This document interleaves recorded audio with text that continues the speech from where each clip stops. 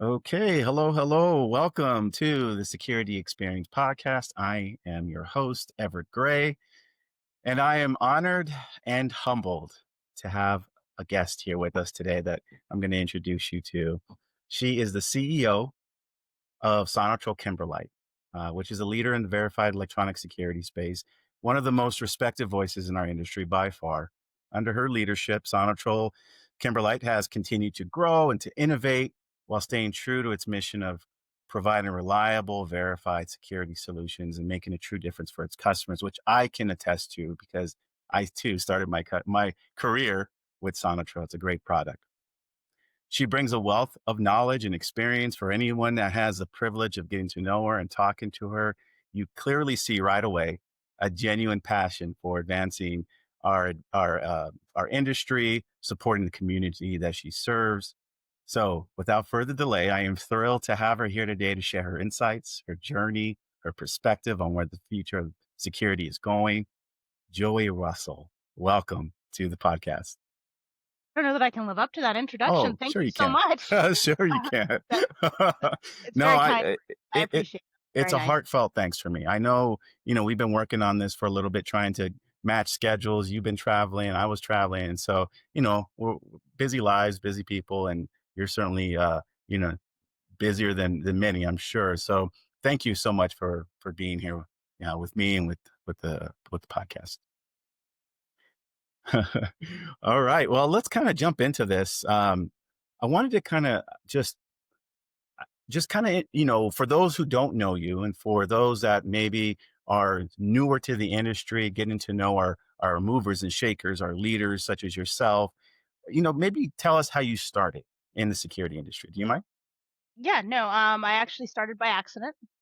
Um, like most young people, because I was young, this is only my second job technically out of Wow. college. Okay. Um, I I intended to go to law school and go to grad school and decided then I didn't want to be a lawyer, so I had to run and get a job. And then I started with a startup for a little while, and then I got laid off because what happens with startups, they constantly merge and acquire, and Sure. then Yep. eventually they, have to shed some people. And I'd been around long enough, so I was paid a little bit too much, and so I was laid off, and I was like, "Oh my god, how do I find a job?" And so I ended up.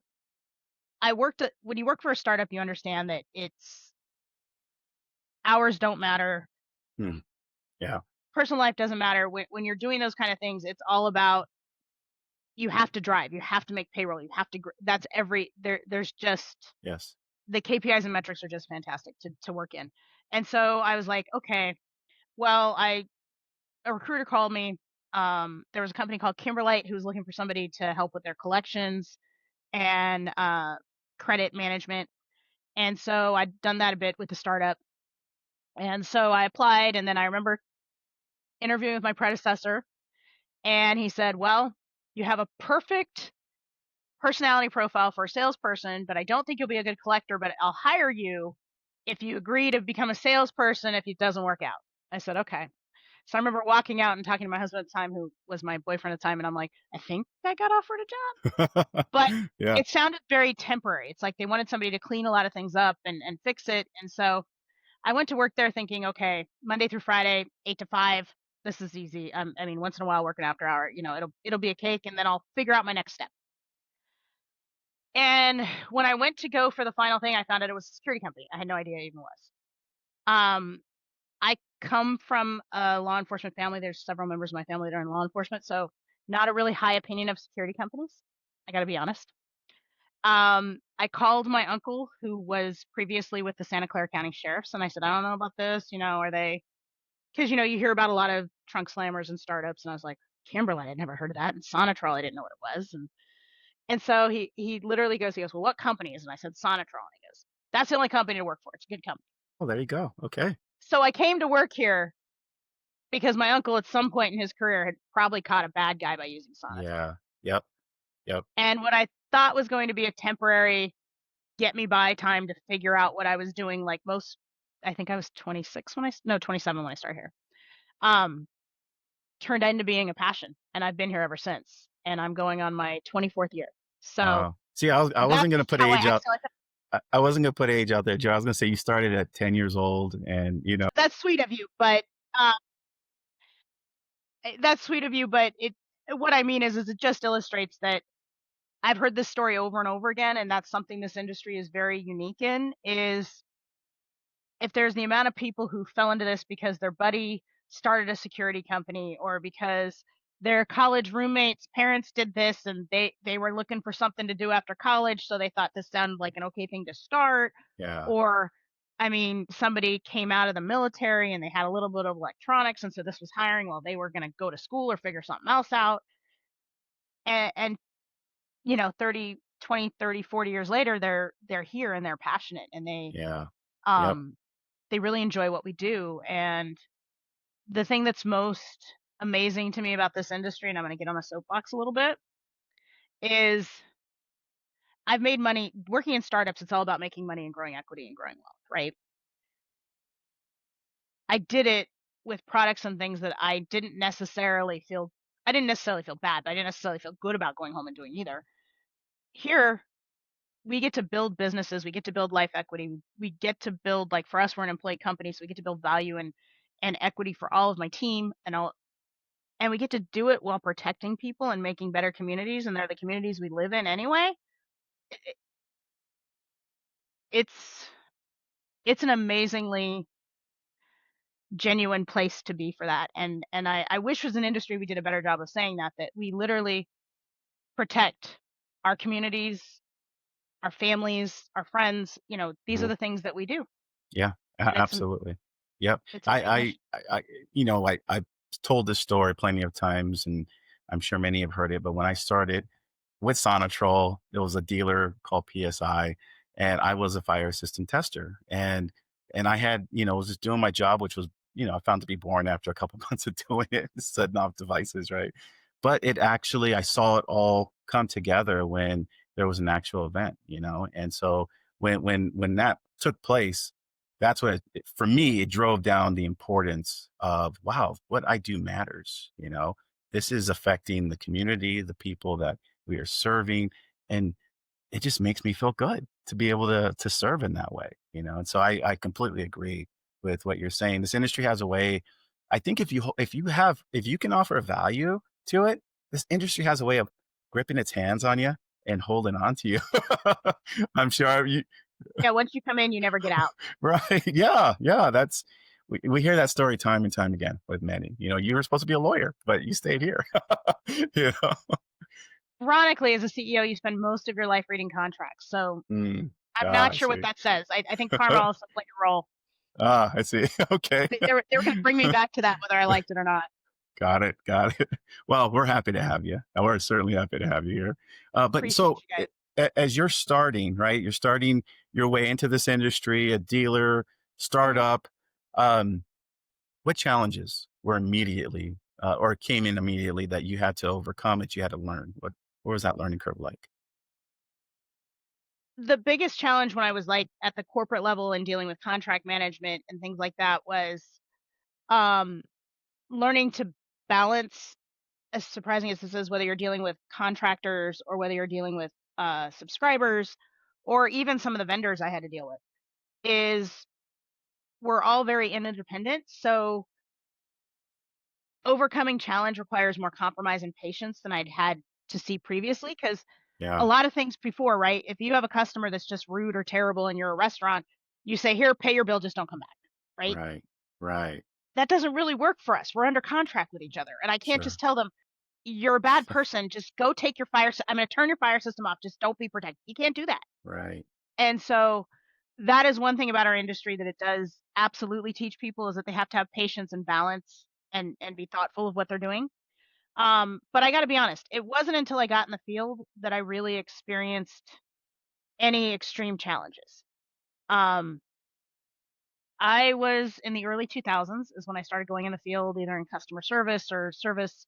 I had a interesting evolution where I've worked just about every job. Actually, I have done every job here except be an operator because if you can't tell, I don't sit still well, so don't do good at being an operator.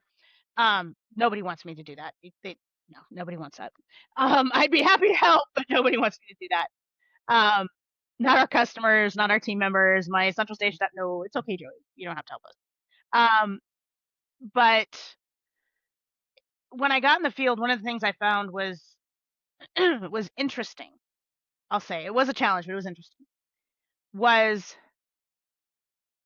whether it was the customer or whether it was contracts, whatever. One of the biggest things I can say, and this isn't about being male or female, they don't consider that they need security, or they don't consider that they need fire alarm, or they don't consider all the stuff they need. So they always call us in at the last minute and are always shocked when there's things that had to be in play, right? Especially on the fire side. I did a lot of stuff on the fire side when I first started getting into the technical side of the business, and I was working there. Also, always surprises me that, we've always had a firm belief that everything has to be in a contract, right? We sign Right, for everything. That's right, been there forever here. right. That was what I was actually brought in here to make specific SOPs for. So as I got out in the field, the fact that I was very, there was lots of people that were just like, you can't just do it. And I'm like, no, people don't. Uh-huh. Well, it has farther reaching things. It's people. It's not just about protecting you and your company, but most of our insurances, which I found out later, I didn't realize this, but it's sort of a side effect that that you don't realize till you're sitting in a higher seat. They're tied to our insurance or into our contracts and our exculpatory language. Hmm. Yeah. So by Yeah, doing you're things right. that you're not, Yep. that you don't have a contract, you don't have anything written for, you're just kind of doing on a handshake, your insurance may not cover you. And so there's lots of far-reaching things, but that was one of the biggest challenges was just both end users and contractors and other vendors, because we do a lot on the construction side, right, where we have to install both security and fire. They they just, you guys are just low voltage. It doesn't matter. You guys are just low voltage. It's easy, right? Just do this. And we're like, Yeah, right. so th- Yeah, that's what's so funny to me is that there's just this idea that it just sort of magically happens and it's easy, that, that the plumbers have to do so much more, and everybody else has all the, there's just so much more grandiose, I guess people think. And I'm like, no. yeah. And so No. that was one of the challenges that was really surprising. I think that's changed a little bit as the community as a whole now appreciate cameras. Everybody Yeah. has them. Yep. They understand security a little bit better. It's very tied with IT, which is none of us can survive without. So I think that's changed. But that used to be a big challenge once upon a time, was people didn't see the value in what we did. They just, I don't know that they didn't see the value. They just didn't, they thought it was easy. Yeah. They didn't realize that installing, you were a test and inspect technician, but installing even a mid-size fire alarm system with like 50 devices, that's not something that happens in an hour or 2 hours. It's not like we can run around with sticky tape just putting up smoke Yeah. that's not how it works. Yeah.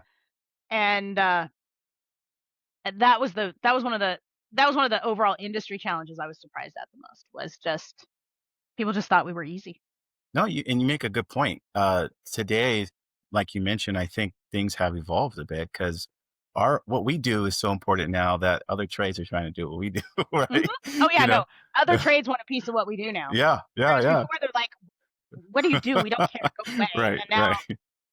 Yeah. same way everybody's recognized that recurring revenue is a really good thing, RMR, and baby. they all Yes, want their piece of it. So yes. that's a big change that's happened in the industry as well. Absolutely. Yeah. Now you said that you have checked a lot of boxes, so to speak. You've done just about every position in the company. Um, what position would you say has been key to your growth that's helped you shape, help shape you to get to the point of running the entire company as a CEO?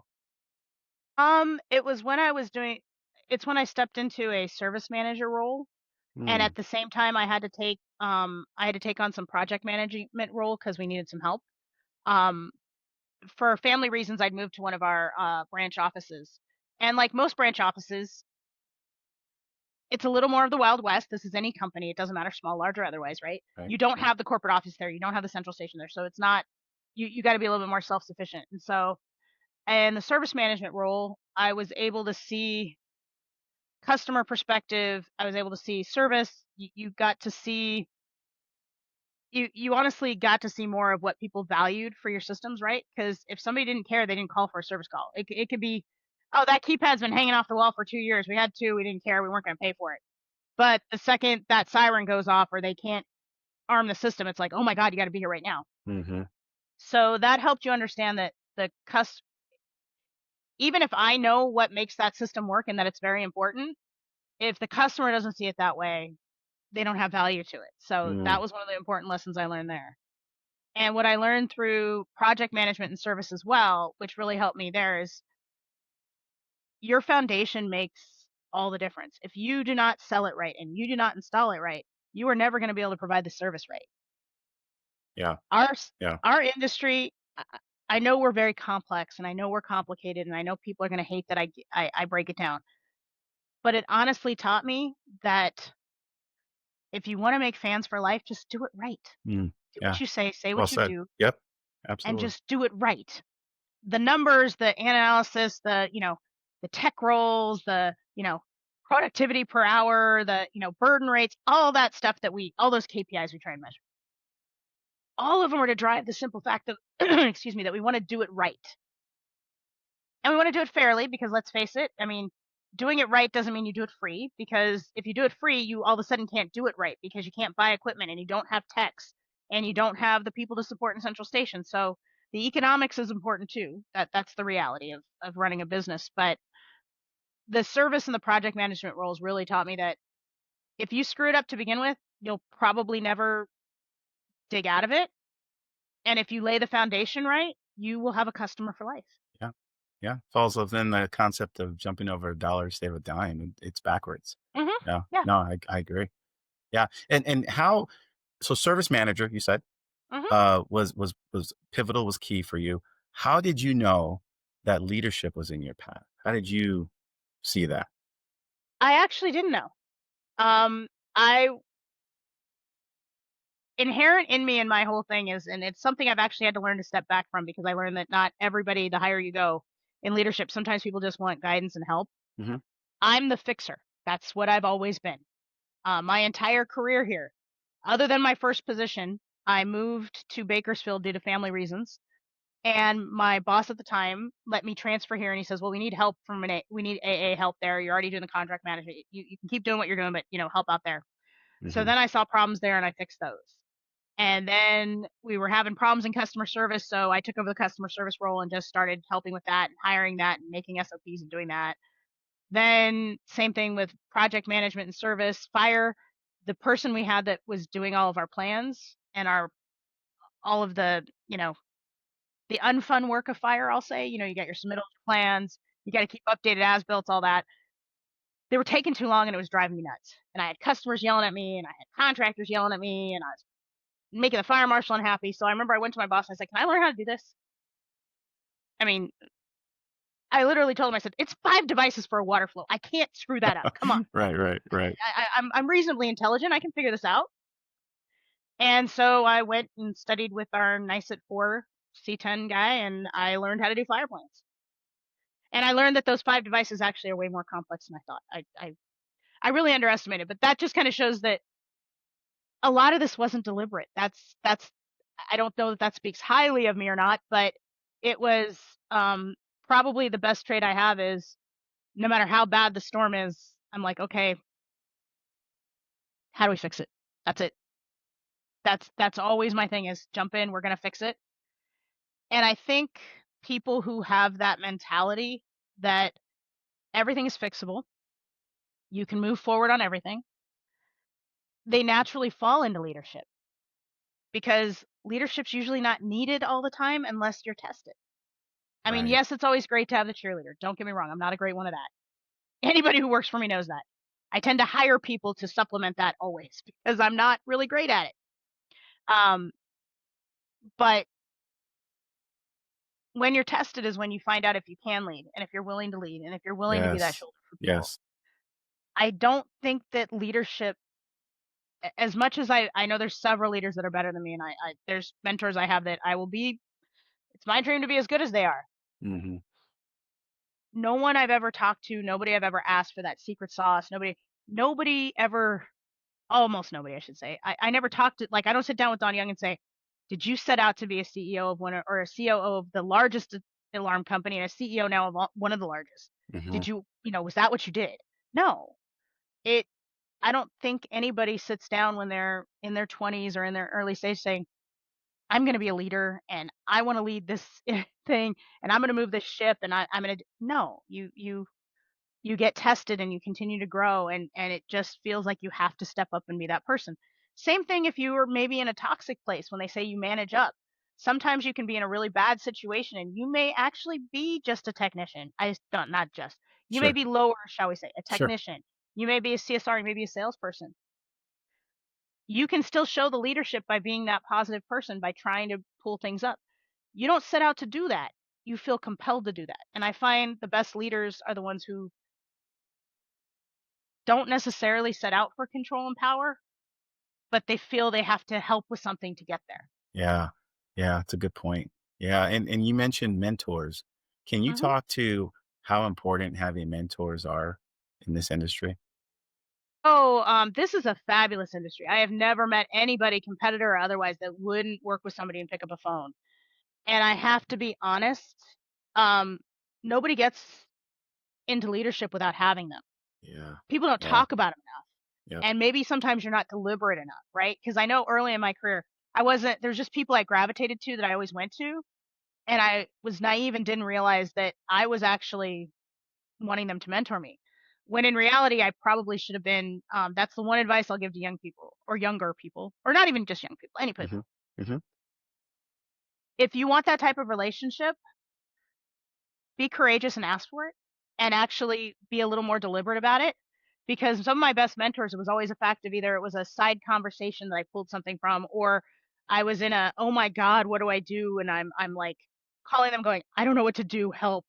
And the reality was a lot of people, especially even all throughout the career, if I'd asked them to work with me and help me, they would have. Our Mm, industry is amazing that way. There's it is. very few people who are like, "No, I don't have time. I'm not talking to Yeah. you." But I've been blessed with a lot of great mentors, and I was blessed also to come into a company that led a lot of my values already. They led by example. Right. Right. Our first president. I mean, I always get a lot of um, I get a lot of kudos, I guess, for being a female in the industry Mhm. and for succeeding. Yep. My first president was a female. Okay. My founders, Oh. George and Barbara Nicolino, Uh-huh. it's very funny because Nick got a lot of credit, and he was the sales guy. Okay, Yeah. he could sell ice to Eskimos. He was that guy, and everybody loved him, and he had just an fantastic charisma. And I was so blessed to learn from him. But he would tell me point blank, he's like, "Barb's the brains. We wouldn't be where we're at without her." He Yes. he Yes. well, no, he was militant, I think, because even if you look at old pictures, back in the '60s and the '70s, Sonitrol is really amazing about this. I'm gonna brag on Sonitrol a little bit. You look at most pictures of ADT in the '60s, or you look at I don't even know what it's called at the time, or old Wells Fargo, right, or some of the older companies. You didn't see a lot of women, and there was a few pillars in Sonitrol that they were there. They were standing right there. I mean, we pulled some photos from the '60s for our 60th anniversary for Sonitrol, and Barb was sitting right there next to Nick. Nick never said, it was not an option. He was not the face of the company, she was. And She so was, yeah. I was in a Huh. space where it was okay to be that. I didn't know I wasn't supposed to want to manage the service department or the install department or be a project manager. I didn't know I wasn't supposed to do fire alarm plans. Nobody in my company, in fact, ironically enough, our central station manager for 20 years was male, which is, normally like many women in our industry, they've come up through the monitoring side. Right. Right. I was in the technical side. So we didn't have those. I was lucky enough to be in a company where I didn't have those lines. So I didn't know better. I gotta be honest. That was a big part of it. I didn't know Huh. better. I'm like, okay, I'll do it. Yeah, I see. I didn't know. Huh. But even as I went outside of our company to different people who helped and mentored, and I can't stress enough, um, find your tribe. Mm. Yeah. Whatever it is. It doesn't necessarily have to be in your Yeah. industry. Find your tribe and make sure your tribe's made up of people who make you better. Because if they don't, Yes. they're not part of your tribe and you shouldn't have them. And you don't, and frankly, anybody who's not helping to make you better, don't listen to. I love that. I love that. Yeah, it's kinda like that saying, if you find yourself being the smartest person in the room, find another Mhm. room. Yeah. Oh, exactly. Yeah. And That's awesome. And some people, when you find your tribe that you need mentorship with, um, been working on the there's it's not a new group anymore. It's still evolving and it's still a young group. Is WISE with California Alarm Association, and we had a couple of mentorship meetings talking about what we wanted.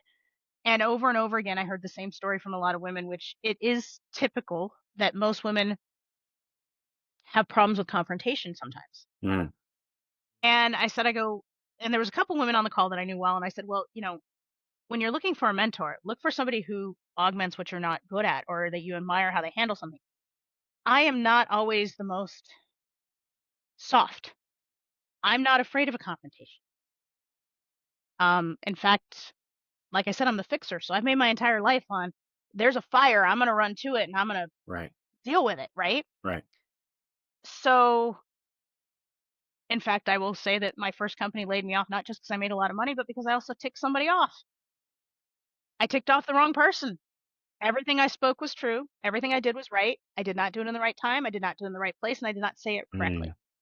Mm, hmm, And so for me, what I reached out for, because I learned from that experience, was trying to find people who accomplished what I had to do, but did it in a way that was not offensive and was not taken as challenging and was I didn't know how to do that. I didn't mm, have that in me right. at the time. And I've learned better. I'm still a work in progress, by the way.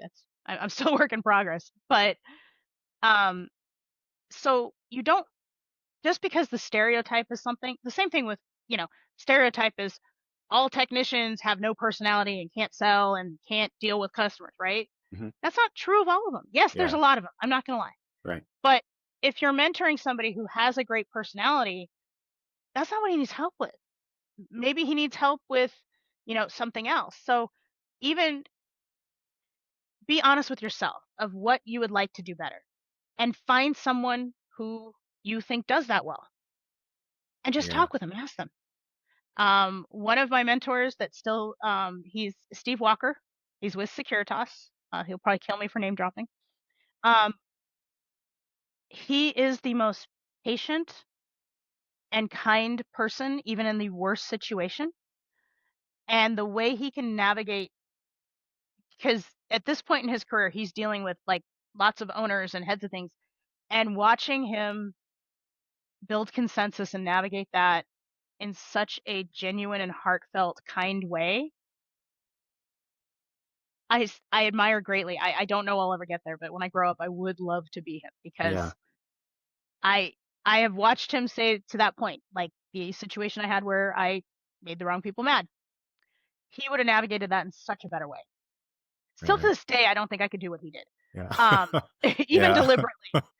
Um, but that's what I'm saying is you seek out the people you admire because typically you admire people who represent the traits you want to see in yourself. Yeah. Yep. Yep. And there's no one in this industry I know of who isn't willing to help or have a conversation. Yep. Yeah, no, I mean, and feel free to name drop. I'd love to get Steve Walker on here. I love talking leadership though with folks who have been through it and have experienced it, right? And have gotten somewhat of a mastery. But yeah, I know we're learning, all learning still, but there's a mastery that, I have mentors that have taught me so much. One mentor told me something I never forget. He said, when you're training people, sometimes there could be a hesitancy to teach them everything teach them to do the job better than you, you know? And that I've tried to apply that just in my career and dealing with people, managing people, and it's always served me right. It's always served me right. Absolutely. And never be afraid to hire somebody who may be better than you. Because understand, this is one of the things I think people lose sight of sometimes when they're trying to, I'll say, climb the corporate ladder or grow their career or however you want to word it. No company is letting go of an A player without somebody up behind them. So if you were the top salesperson, you helping to share with your people and taking maybe your ego out of it a little bit shows you're ready to be a sales manager. Hmm. If Yeah. you're a top tech and you like being, we have those, right? I, Right. I have a couple of them. Yeah.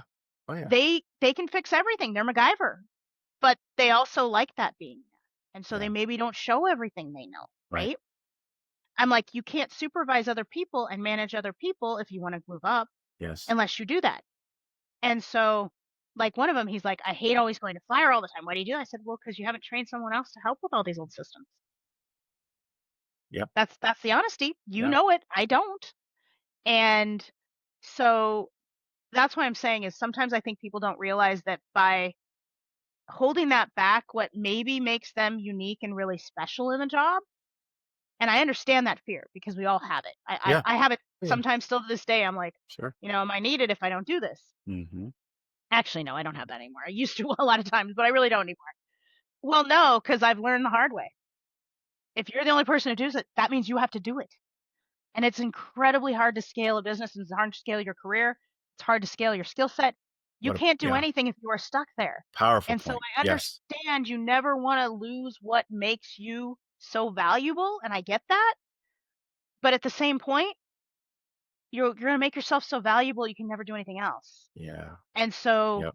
with a little bit of faith and a little bit of courage, train somebody, teach somebody.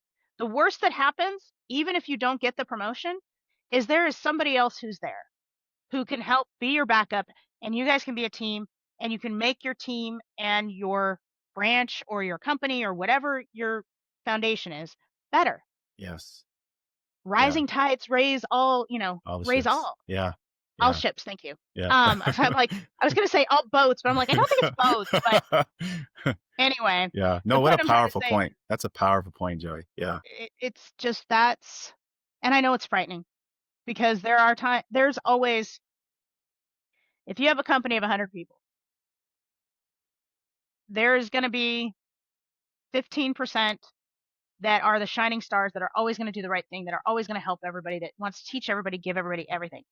You're gonna have 15% of the people who, frankly, there's no company that doesn't. So I hope nobody gets offended by this, but they want to do the least.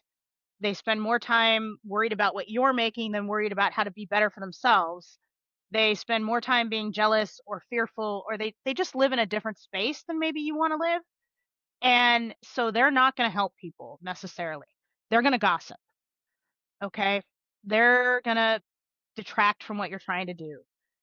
And, misery loves company, and those people find people. Because the other problem is the 70%. The 70% are doing a good job. They're trying to figure it out a lot of times. They maybe don't know which way to go.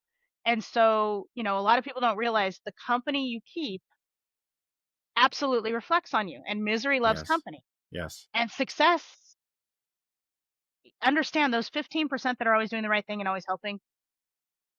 It looks harsh sometimes because they're tired and they work a lot. We all have that colleague, right? Hmm. I Hmm. have that colleague now that I have a couple of managers that I literally, one recently, yesterday, she called me while she's on vacation. I'm like, "Why are you calling me?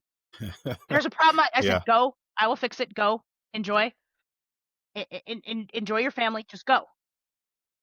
So people with those types of things and those types of successes, I understand that doesn't look enviable. You don't want to do that, and you don't Yeah. have to succeed necessarily. Just to let you know, but make sure you're following the right tide, because if you're going to follow the ones who are miserable around the water cooler saying, we don't get paid enough, we're never going to get promoted, they don't like us, they don't give us this, we don't have that, why don't, I'm in California, no, we don't have a foosball table in the middle of the office, and or whatever, I don't have a masseuse on staff, all those kinds of things, you can always find something that's wrong because nothing's perfect.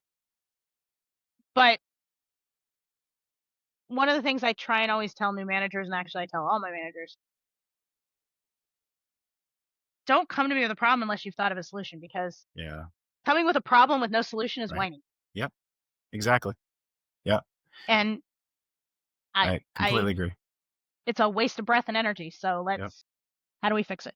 Yep. No, no, I was gonna ask you what advice would you give to, some of the younger women in our industry or newer to the industry? And that wraps it up. That's it's great Hmm. advice, not just for women, but for all of us, For that's everybody. striving to reach out for leadership roles and trying to grow. And so I love that. Thank you for sharing. Um, Yeah, I l mean, follow who you want to be like. yeah, That's the best thing I can tell you. yeah, yeah, And one thing I will say for women that is not only statistic across all the gender, but also in our industry, women have a tendency, in fact, statistically, a very high tendency, that they won't apply for a job or ask for a promotion unless they feel they're 100% qualified. Whereas men will tend to apply for the job even if they're not qualified or ask for a promotion that they're not ready for necessarily. In fact, they're like, I think I've seen varying statistics, but they're anywhere from 50 to 80% more likely to do that than a woman is. What I will tell you, you never get the job you didn't ask for. You're never going to be 100% prepared. I Right. don't care how much you think you are. Trust me. Right. There isn't a single promotion, there isn't a single leap of faith I didn't take that I didn't have, as much as this probably doesn't reflect well on me, that I didn't sit in a corner and go, what did I do? Can I do Yeah. this? Yeah. Everybody has those moments when they take on something new, and it's scary and it's uncomfortable and you never quite feel like you have the same equilibrium, right? Do it. Just do it. You there's no such thing as perfection and there's no such thing as a perfect time. Yep. So if you want it, Yep. take it. Conversely, if you don't want it, speak up for that too. But for women especially, ask for the promotion. Ask for the skills you want. Ask for the money you want. Have dialogue. Because I will tell you as a leader, the one thing that I have the hardest time with is the assumption sometimes that we read minds. I don't know you necessarily you want a promotion if you haven't told me about it. I don't know that maybe you feel you're underpaid or underappreciated or something like that if I'm not aware, right? And sometimes it's blatant and we can tell, but a lot of times it's not. And so have a dialogue to what you need. Yeah. Because Yep. if you have a good boss or a good leader, they're going to listen. Yeah. Yep. They may not always be able to give you what you want. I'll be bluntly honest about that. And sometimes they may say you're being ridiculous. I've had that happen to me. But again, you don't get the job you want if you don't ask. Yeah. Yeah. Very true. Very true. And, again, it goes for all of us, to that seeking growth. Yeah, no, I completely agree. That's really good advice. And I think there's a lot of fear that drives us sometimes, right? I mean, there's a saying I love, right? On the other side of fear is everything you want, Mhm. and so Absolutely. that's decisions I've made too. I try to live by that saying. Like, it's scary to make moves, especially when you've been somewhere for a while, you're comfortable. Comfort could be a crisis sometimes. But yeah, you're right. Not letting that fear, having a healthy set of fears, fine, but not letting it dictate what decisions you make and where you go, because we all want to grow. We all want to, go further past where we are at the point that we're at. Well, the other thing I will say to that point is the other reason you want to validate the fear is because you have to recognize how to work past it. Mm, yeah, Because every yeah, step, it's like climbing a mountain, right? Every step gets more difficult. So if you were really afraid to take on managing 3 people and dealing with customer service complaints, how are you going to move on to a full GM role, let's say, where it all falls on you? Because the other thing people don't tell you about leadership is the higher you go, the less you get the fun stuff, for lack of a better way to put it. Okay, the customers I get very rarely. Every once in a while I do, and I adore it. But very rarely do I get people calling me going, "We are just really happy with all of your salespeople, all of your technicians. We want to pay you for the next 30 years and be your number one customer." No, we don't get that. By the time something gets to me, usually, I saw a podcast where a lady had said this, and I can't remember her name for the life of me, but she said, "No one tells you when you take a CEO spot, and it's true presidency or any spot, that take you hire the best people you can with the money you have to run the business and solve your problems and do this." And this works up and down the chain, right? You hire the best people to do these things. So the only thing that comes to you are things they can't handle. And so sometimes they just need confidence, sometimes they need different things, but to a large degree, you're kind of a firefighter hmm because the only thing that gets to you is like, "Oh God, this got bad, Joey. What do we do?" Or, "Oh, this is an insurance," or or "We might lose this," or "We need this for," just different things that they can't. And most of the time, surprisingly, the stuff that gets to me, they really can solve. I think most times they just lack the confidence because it's never a good decision that comes to me. I'm going to be honest. If it's an easy one, My directors make it, my VPs make it, Mhm. and it's fine. Mm. Yeah, And so no, you're right. and Yep. that's what happens as you move up the chain no matter what. Um, if when you go from being like when I went from being a technical manager, where I was over the install department and the project manager and the service department, right? Okay, when me and sales would fight, I it goes in the GM's hand, right? When we can't figure it out, it goes in the GM's hand. And they had to deal with it. Mhm. Well, guess what? When I sat in that GM role, I'm like, this is karma. When I was responsible for making sure sales got made versus install, and I had to navigate that, that was karma for all the times that I was never bad about wanting to do the right thing, but Yeah, I yeah, would get very frustrated with sales sometimes. I'm like, "How could you miss this? Were you not looking?" Or yeah, they'd be like, yeah. "Well, could you just add this and we don't have to go back?" I'm like, "No." And so there's that constant, you no matter how well-meaning you are. Yeah. Same thing as, there's gonna be a technician who doesn't think right, who doesn't know what you're a sales guy, and I've done sales too. So he doesn't understand maybe what you spoke about to the customer. So like he doesn't understand the customer said, "Yeah, I'm not worried about that area. You can put the cheap camera in there. I'm more worried about cost."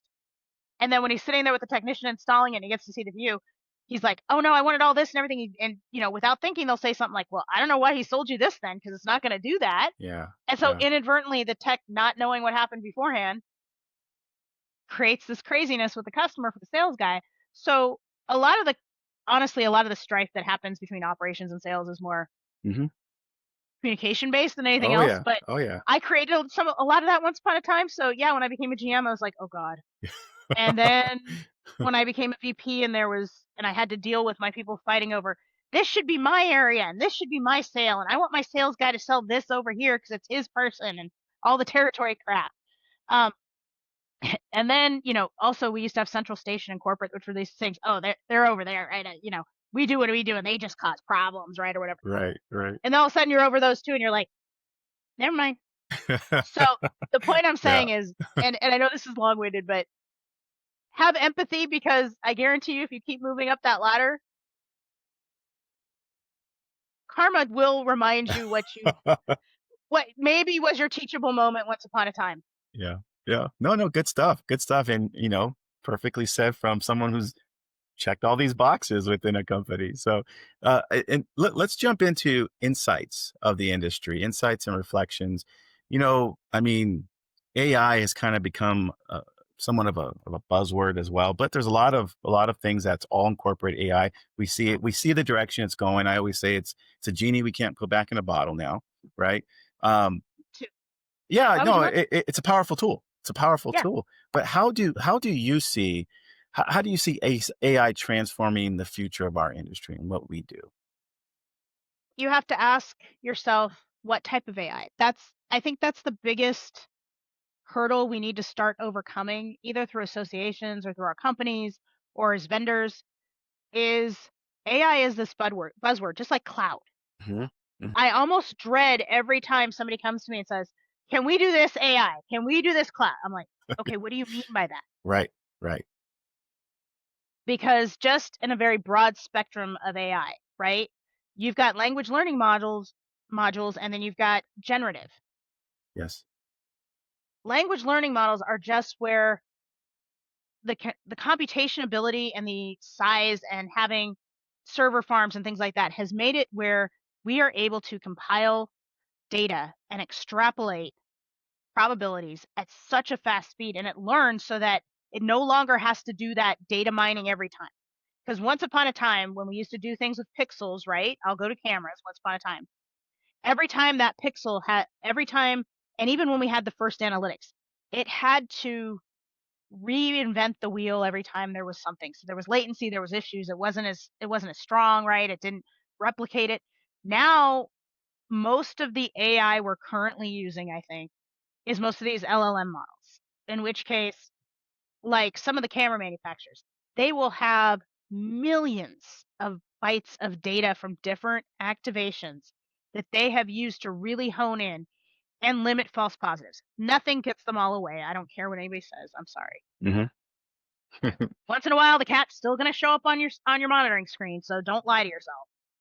But I think that's gonna continue to get better, and I think we're gonna start to see that more on the edge, and we're gonna get to see that at a better price point, because some of Yeah. the analytics and some of the language learning Yeah. and some of the stuff in the sky you gotta use, it's by number of reviewed events. And so I don't know if anybody, well, everybody in the industry should be aware. If you've got a camera outside and you're trying to do verification, I'm really talking about this from that perspective right this second. Mhm. Let's be honest, it's going to go off a lot. And so if it's, so right now for somebody who wants to enter the market on not an industrial side and maybe sell this kind of language learning verified model for less per month, that's hard. So we have to buy more expensive hardware. We can't use the cheap box. You get one or the other, right? Right, You either buy right. the really expensive hardware that can provide the data in a quick and easy fashion so that they don't have to replicate, have to Yeah, run through all these events, or you provide the cheaper hardware, but then you got to pay for the events on the back end. right. So it's, both, right? Yep, yep, yeah, And so you have to really backtrack on which way you want to go. But I think that's going to get better and better. Now, where it's also going to become, I think, really powerful is as we're able to compile data from panels and use known data from our lovely phones, right? We're all in apps and everything. I'll use the alarm.coms, the DMPs, Residio, Total Connect, all their stuff. As we're able to use some of these language learning models to understand times, energy, spatial recognition, really get this data down and have a way to learn it, process it, and quickly put it to an operator, we're going to be able to drive false alarms down to near zero, I think. yeah. I think that's Agree. where it's really going to be powerful, is that it's going to help us, as an industry, no matter how much false alarm math we've used, whether we use verification or we do anything, we just can't crack the nut of not having false alarms. And frankly, law enforcement's tired of us. We have provided a patently bad product for 50 years. They know it. We know it. We have to do something different. And technology's to a place where we can really do it and even do it with existing panels, because that's always the hard part. We have newer, better, greater, but we can't, even if we wanted to, even if there was funding for it, can we really go out and change out 100 million, 200 million systems in a year? Right, right. Manufacturers couldn't keep up. We couldn't install it fast enough. It, we couldn't do all these things. So the fact that technology is going to be able to take existing data and existing things we have to continue to provide a better and more effective product, I think is going to be great. Yeah, Now, on the generative side of it, where I think it's really going to get better for us as a force multiplier, is there's a lot of tedious tasks we do in the central station as technicians, as everything. And so I think it's going to be provide better and better tools. I don't think it's going to necessarily get rid of people. I mean, unless you have somebody who's still printing code cards every day, I guess that might get rid of it, right? mhm, mhm. Um, but I think it's going to become a tool and a force multiplier so that our people can, do more. Everybody wants data. They want different reporting. They want us to be able to, I mean, something silly like, okay, can you call this person from a central station perspective? Something that sounds super silly, but call this person from this time, and call this person for this device, and call all the automations are kind of clunky to do that, honestly. Um, and so with a generative AI type thing, it can learn the system of when it's supposed to do it, and it may be able to, through algorithms and other things, be able Mhm. to do that. The other thing generative AI can do, it may start being able to predict on a system when there's going to be an issue, Right, both from a service perspective as well as from a monitoring perspective. right. Because I don't know how many investigations I've done for people both in video and audio where we find out that they had been there to case it before. We find video footage of them there before. Or if it's sadly an internal issue, there were signs. Yeah, yeah, So what happens if, and this is yeah. a big if, we're nowhere near this. So I can just see somebody saying this, Joey, where is this? You can't get it yet. Not It's not yet. there yet.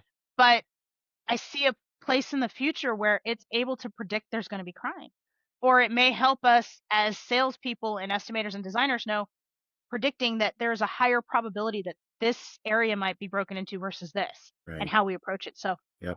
I think it's going to be really, Yeah. I think it's limitless on what we could do with it. However, there's also a very scary side to that. We're in a inflection point of security and what we do, and actually it's been for a little while. For so many years, we were begging manufacturers, "Can we do this? Can we do this? Can we do this? Can we do this?" We're to a point where we're not very limited in what we can't do. There's so many things we can, that we're in this strange space where, should we? Mhm. And Yeah. how do we Yeah. protect people while we're doing it? Because Yep. I'm let's face it, I'm not Apple. They're not gonna forgive me for a breach. They're not gonna forgive me for that, okay? The the level of expectation by the public, which is somewhat as it should be because we are the experts, is that we talked about it earlier, they stay with us for peace of mind. They stay with us for trust. If we're throwing everything out there and their data is going everywhere, there's no trust. Yeah. Um, how do we not only that, it's how do we predictably, reliably, and consistently provide the same level? That's the other problem. If this is all at AWS and they sell too much, all of a sudden I have latency and this stuff doesn't work anymore. Then, just from a cultural world perspective, we can't provide enough power for these server farms to do what we're wanting to do if we scale this. So how does the infrastructures get built? How do all the server farms get built? We have a thimble full of AI right now, and AWS as well as Microsoft are already having to build out new server farms, new solar fields, new power grids. Right. What happens when we Right. scale this? Yeah. Um, Yeah. and how do we protect it? Chat GPT. It terrifies me and it thrills me. Right. Right. Yeah. And it terrifies me not because it's become accessible and affordable enough to where you can lock down some of your sharing and all that kind of stuff. So you can somewhat protect the data. On the enterprise level, you can completely, but most people can't afford to do that or have the staff to do that.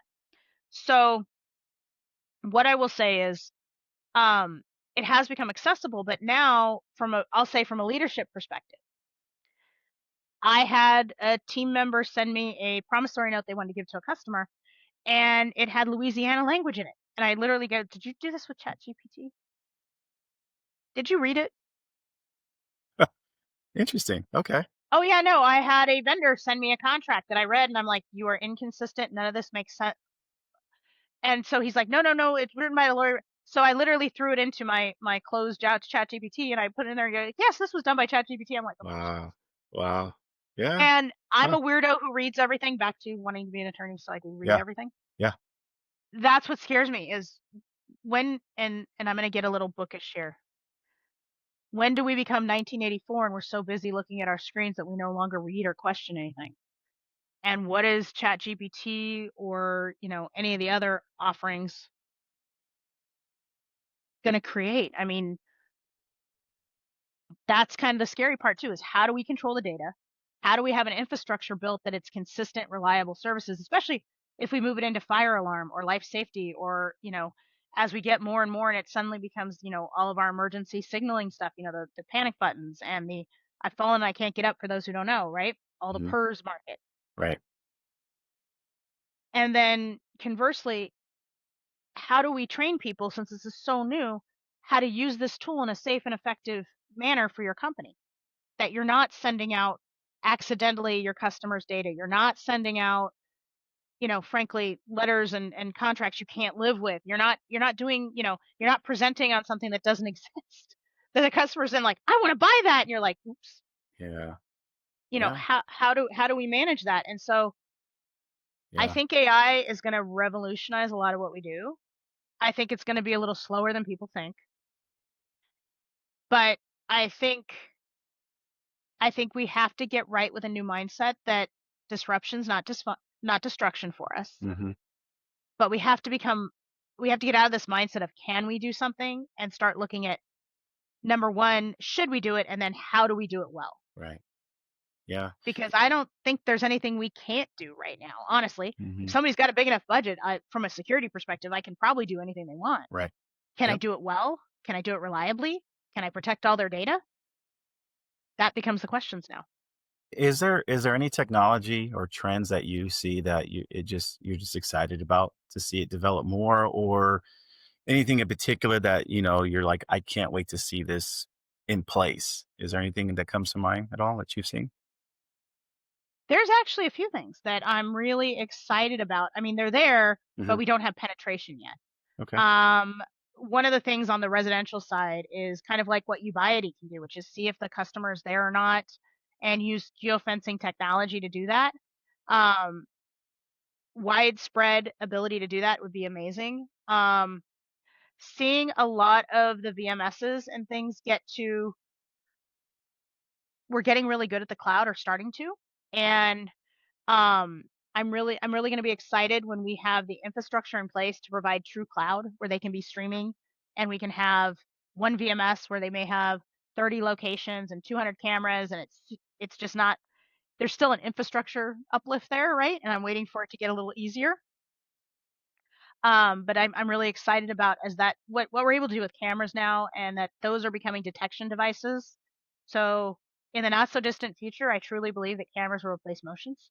Yeah. And I Oh, think I see that's that really awesome. easily. Yeah, absolutely. Well, no, it's been a price and a it's not just price, but also a function, I think, gap that we have, and that's both are coming much closer together. Yeah, yeah. Um, the other trend that I'm really excited about and I'm like enjoying is that we're getting greater penetration because I do a lot of work on the law enforcement side, anybody who knows me, and I'm really passionate about being a partner with them and doing it well and providing them good data.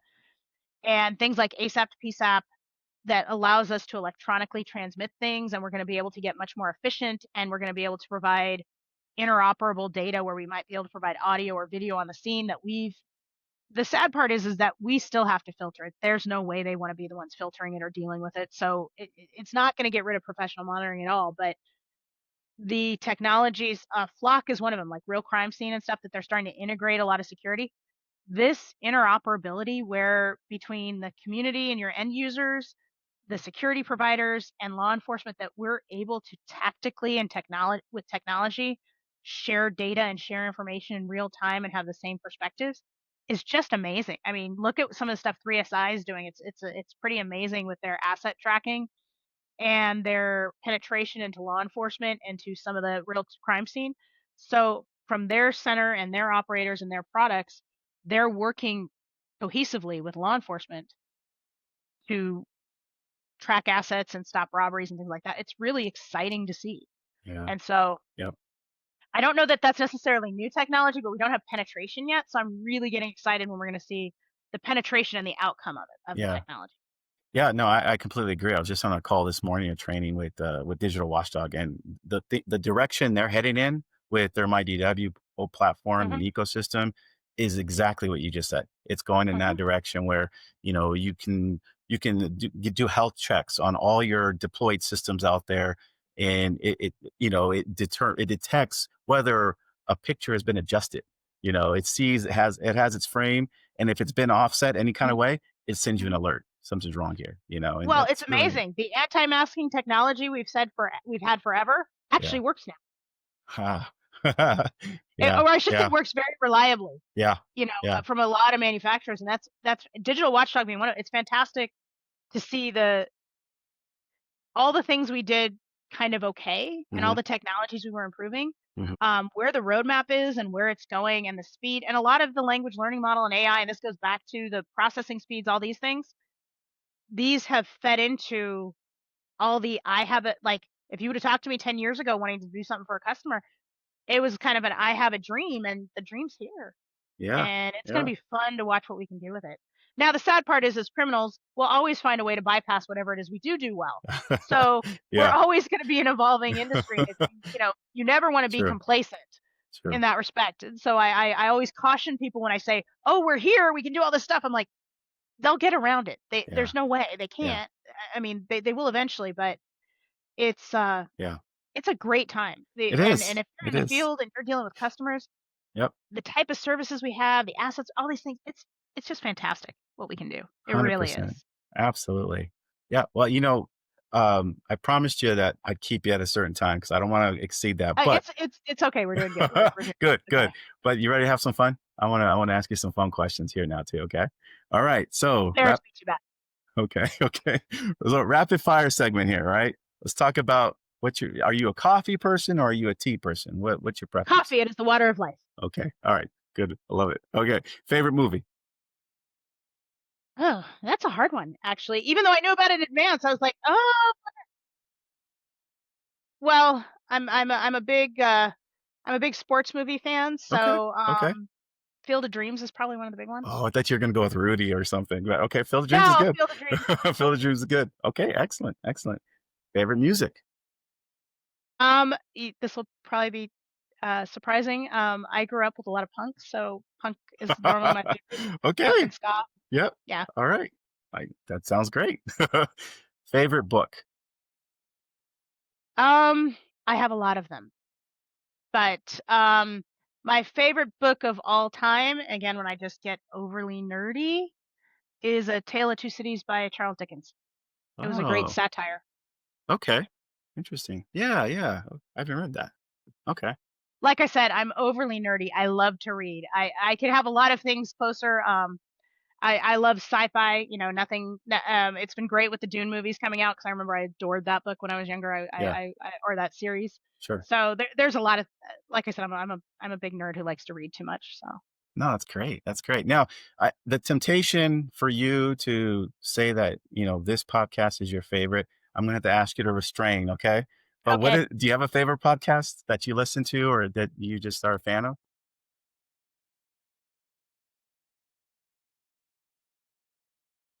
I think it's called Militant Moderates that I listen to quite often. Okay. That's my favorite from an entertainment perspective. Only because they talk about a lot of world events and they're very honest about being moderate and they're like, no, there is problems, but Yeah. I don't understand this, you know. So they're a lot of fun from that perspective. Um, Honestly, one of the ones that's funny for me, and I shouldn't say this, but I got turned on to it in a different way, was New News with the Kelsey brothers. That's funny as hey to me. It Oh, really is okay. funny, funny, funny. They are hysterical together. They probably because they remind me of me and my brother a lot. So you know, I kind of see. the banter back and forth. I see. We are not Yeah. we're not professional athletes at all, but that's another fun one. Are they the Uh, twins? The Kelsey brothers? No, no, no, I'm I don't think sorry. they're twins. I'm No, no, no, thinking no, no. no, no. They're yeah, I know what you're talking about. I was thinking of another podcast where they're twin brothers, but you're talking about, football players. Yeah, yeah, gotcha, Yes, they're football gotcha. players. Yep, That's why I said I'm a little bit of a crazy sports fan, so yeah, it's fun to watch their banter. great stuff. But if you haven't noticed, my podcasts tend to be more entertainment value for Yeah, me, sure, because sure. I usually use those in the car when I'm trying to unwind. Um, but I will say that I'm still old, so I do a lot of news. So I will say I do try to read um, the New York Times Weekend Edition every week. I also try and read the Wall Street Journal Okay. regularly. Yep. Um, I listen to a lot of BBC because, frankly, that's one of the least biased news sources out there anymore for world events and information. Yeah. So that's what I do more than the podcasts for that kind of information. Excellent, And The excellent. Economist, I read The Economist one every month as well. Okay. No, thanks for sharing that. Appreciate that. And as we close out, I'll ask you 2 more questions, and Okay. really it's just a key message you'd like to leave with the audience if you know, wanted to sum something up, what would you say? This is an amazing industry. People have built their livelihoods, they built their families around it. Um, it is an industry that will nurture you for a lifetime and keep you interested and keep you passionate if you like it. But what I will say is don't let fear hold you back from anything you want to do. If you want to join the industry, join it. If you want to do something in the industry, do it. Um, we touched on a little bit. Please find your mentor. Reach out to anybody. You can do LinkedIn. You can do if you're an association. If it's a podcast, I mean, most Yes. of us, I mean, nowadays emails are everywhere. Just drop a line. If there's something, if there's something that interests you or something you want to get more in depth with, please reach out to do it Yeah. because um, I look at it as paying it forward. And I wouldn't be where I'm at today, and I wouldn't have the knowledge I have today if people hadn't have mentored me and brought me along and helped me a lot. I mean, I was very blessed to work with people like Larry Folsom and Don Young and Steve Walker, to name a few that everybody knows. Even Keith Gentoff as an innovator, it was amazing to work around with them. And so don't hesitate. That everyone's happy to share, and all of us have the story of the person who inspired or helped us. and I promise you that we're here to help and inspire other people as well, because our industry has been strong for over 100 years. People don't realize that. You know, some of the first alarm systems were in the late 1800s, right? And I fully believe, as much as I wish crime would go away, I fully believe that we're gonna be a strong industry for another 100 years. Great. Agreed. I love that, Joy. Yeah, that's awesome. And where can people learn more about Sonitrol Kimberlite? That is very easy. It's at www.sonitrolsecurity.com. Excellent. That's where we have a lot of our information for our company. Excellent. Excellent. Very good. Okay. Well, hey, we'll wrap it up there. And I just again wanted to thank you so much, Joy, for making time. This was amazing. I had such a good time with you.